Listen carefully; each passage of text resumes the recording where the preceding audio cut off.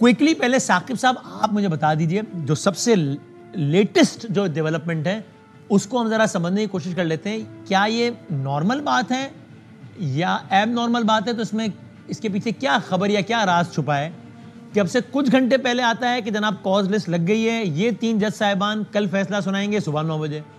फिर आता है कि नहीं सारे जज साहिबान 12 बजे फैसला सुनाएंगे। ये आम सी बात है या ये क्या हो रहा है, क्या हुआ है ये तो नॉर्मल नहीं है। जब तक कि ये 3 जजेस की कॉज लिस्ट आई थी तब तक इसको नॉर्मल समझा जा सकता था, क्योंकि उमूमी तौर पर बाज़ औक़ात अगर कोई बेंच में कोई जजेस ना भी हों अनाउंसमेंट के वक़्त, तो वो जो हेड कर रहे हैं बेंच को वो फैसला सुना दें, कोई हर्ज नहीं है, क्योंकि 13 जजेस ने जो फैसला किया है फैसला वही है। बेशक 3 जजेस ही बैठ कर सुना दें, लेकिन ये जो है वो एक गैर मामूली सूरत हाल उस वक्त बनी है जब ये तकरीबन 1 घंटा पहले दोबारा से कॉज लिस्ट आई है। तो इसका मतलब ये है कि क्योंकि तब से अब तक एक कन्फ्यूजन भी थी, एक डिबेट जनरेट हो गई थी।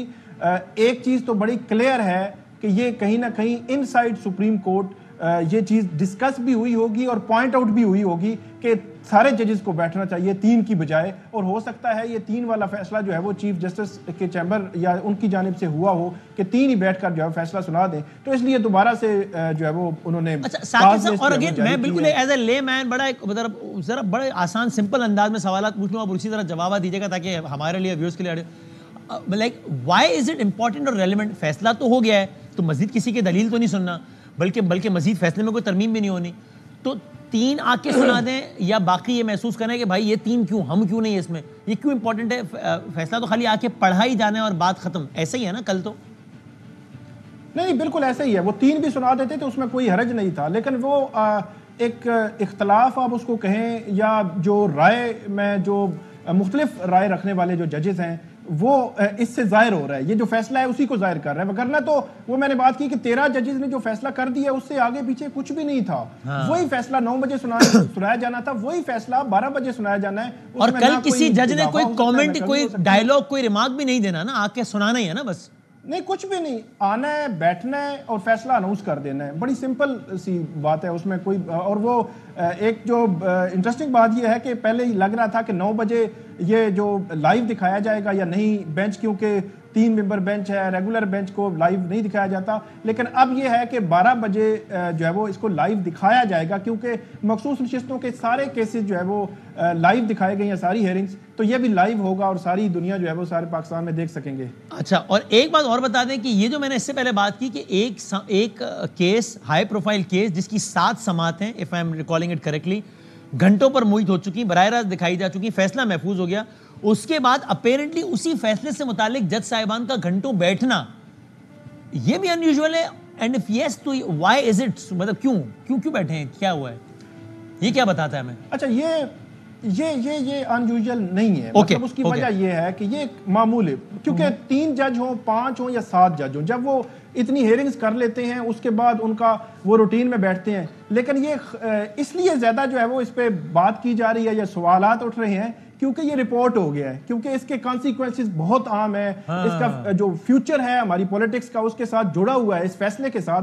तो हमारे जो रिपोर्टर्स हैं, हम भी इंतजार कर रहे थे, तो एक लम्हे की रिपोर्टिंग में फिर ये भी रिपोर्ट हुआ कि वो मुशावरत के लिए बैठ गए हैं, वगरना जजेस मुशावरत करते होते हैं, 1 दफा 2 दफा 3 दफा मुशावरत उसमें डिस्कशन करते हैं। ये इसमें कोई गैर मामूली बात नहीं है। सबसे पहले बात यह है कि जो कॉन्स्टिट्यूशन का आर्टिकल 51 है उसके अंदर प्रोपोर्शनेट का जिक्र किया गया कि क्वांटम ऑफ सीट जिस हिसाब से कोई पॉलिटिकल पार्टी जीत के आएगी या उसको जो ज्वाइन करेगी उस क्वांटम ऑफ सीट के हवाले से उनको रिजर्व सीट्स मिलेंगी।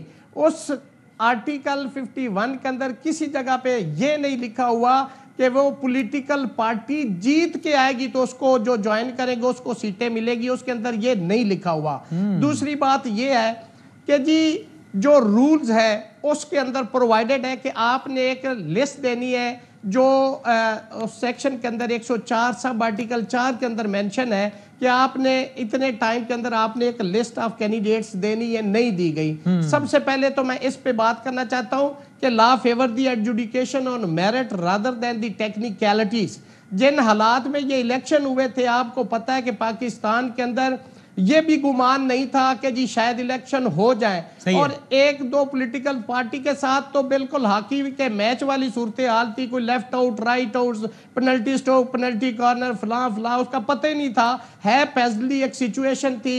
In the meanwhile supreme court की एक जजमेंट आ गई जिसको अब सुप्रीम कोर्ट कहती कि हमारे फैसले को गलत इंटरप्रेट किया गया है। आर्टिकल 186 जो कॉन्स्टिट्यूशन ऑफ 1973 है उसके अंदर अगर जुल्फकार अली भुट्टो साहब का रेफरेंस जाता है और अदलिया उसको रिव्यू करती है, करेक्ट करती है कि आर्टिकल 10A जो कॉन्स्टिट्यूशन ऑफ 1973 है ये जुल्फकार अली भुट्टो के ट्रायल में मिसिंग है और उसको उन्होंने दुरुस्त कर दिया। हाँ, अगर ये गलती है on the part of PTI तो इसको करेक्ट भी किया जा सकता है। 3 दिन का मौका भी दिया जा सकता है कि उनको मौका दिया जाए। वो जो वोट लेके आए उनके वोट देने वालों का क्या कसूर है? सवाल ये पैदा होता है, मैं वोट देता हूं जैद को, मेरा जो स्टेट से एफिलिएशन है वो वोट है, मेरा वोट किसी और को दे दिया जाए तो ये मेरी स्टेट से जो वफादारी है वो डाइवर्ट हो जाती है। तो ये बहुत क्वेश्चन ऑफ फैक्ट भी है और question of loyalty towards your state भी है। तो दूसरी बात उससे आगे अब आ गई कि जी क्या एक शख्स 100 नंबर का पेपर देता है उसको 120 दिए जा सकते हैं, वो जितना मर्जी खूबसूरत जितने मर्जी फूल बूटे लगा के भी वो पेपर अटेम्प्ट कर ले, या नहीं दिया जा सकता। अब आ गई जी क्या इनको मिल सकती है या नहीं? हाँ, यस, इनको मिल सकती है, इसलिए कि देखें जो क्वांटम ऑफ सीट वो जीत के आए हैं उनको दे, उनका हक दे। ये कौन सा हक है कि आप प्रियोडियों की तरह ये सीटें किसी और को बांट दे? ये कॉन्स्टिट्यूशन के 51 में लिखा है, ये 104 सब आर्टिकल 4 इलेक्शन एक्ट में लिखा है, नहीं लिखा हुआ। तो लाभ देखना है कि कानून क्या होता है। और मेरी जाती राय में मैं होपफुल हूं, matter is sub judice before the Supreme Court tomorrow that has been fixed for pronouncement of judgement.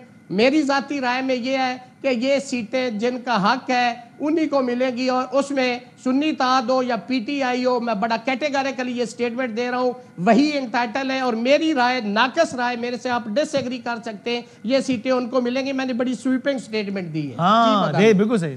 चलो भाई, प्रोग्राम की है, इस प्रोग्राम की हद तक तो कम से कम जाना बाहर रियासत और पीटीआई एक पेज पर है। ब्रेक के बाद जरा ना